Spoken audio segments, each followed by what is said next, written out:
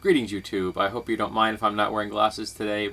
I have a new prescription and only available in my safety glasses at the moment, and you can see they are really glary to the point where you can't even see my eyes. So I'm not going to wear them during the video. They have handy dandy safety shields because my computer glasses are being relensed. I didn't need new frames, and I may have to squint a smidge because at the moment I'm not wearing glasses. So e-reading isn't the best. I've spoken in the past of poor parenting. I'm a product of poor parenting. And that I firmly believe that there is never, ever, ever a justification for striking a child. None, without exception. But I'm not a parent, and I've always admitted that. I do remember, however, so don't forget that.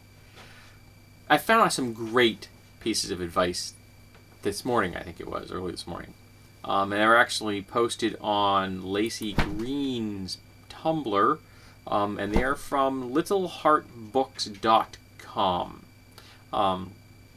And I'm going to read them out because I think that they're well worth discussing. Yelling silences your message. Speak quietly so your child can hear your words instead of just your voice. L.R. Knost. That's K-N-O-S-T.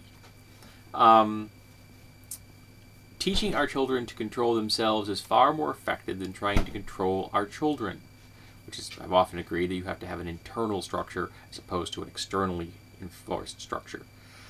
Model, don't manipulate. Lead, don't intimidate. Support, don't shame. Encourage, don't threaten.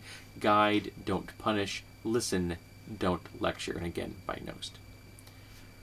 Children are not problems. They have problems. Focus on helping your child, not fixing your child. That's a really important thing. I had a bad marriage because I thought I could fix someone. I eventually got somewhat good at helping them, but because we were both working with some really severe problems of our own, we couldn't help each other all that well, and things didn't work out. But then I found someone who was willing to support me, and it wasn't trying to fix me. It's really kind of pleasant. But children aren't problems. They have problems. So if we would stop thinking of them as a problem child, no, they're not a problem child. They're a child with problems, and not in the immeasurable things that can't be fixed or can't be aided or changed, but in the sense that it's something we have to overcome together. A flat tire is a problem. It does not mean you toss your car away. Human nature dictates that if you have a weapon and believe you have the right or the need to use it, you will use it. Don't build an arsenal against your child to control them. Instead, gather resources to work with your child to guide them. That is the secret to a peaceful, happy home.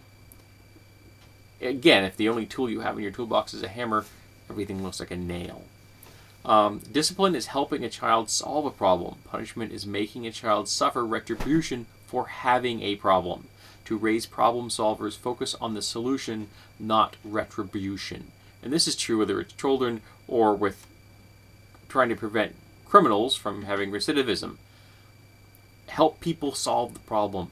Don't punish them for having problems.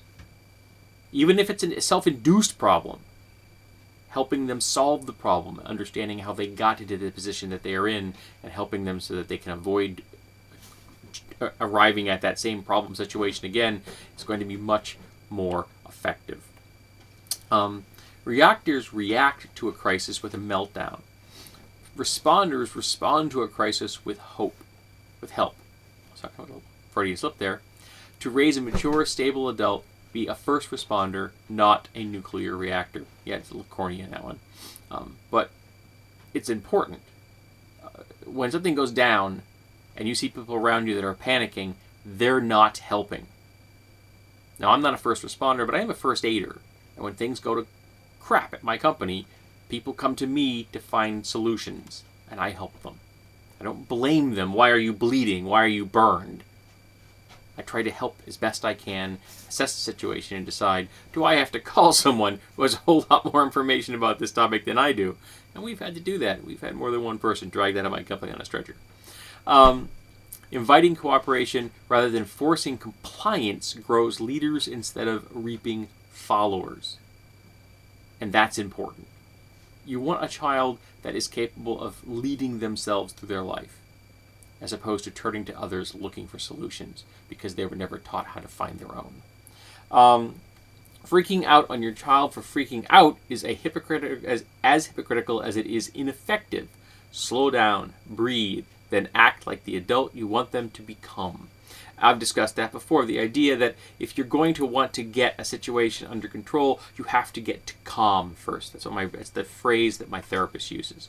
When dealing with any situation, you have to get to a point of calm. And yelling isn't helping you get to a point of calm. And once you've achieved that, once you've acquired that moment of peace, that bit of serenity, then you can address what's going on and find a functioning solution. But if you're caught in that panic, if somebody's screaming and you're screaming back at them, nothing is being accomplished. You're making it worse. You're ramping yourself up. You're pouring energy into something that is not only not helping, but is harming you spiritually. So don't do that. Put your energy into finding a solution, because they're there.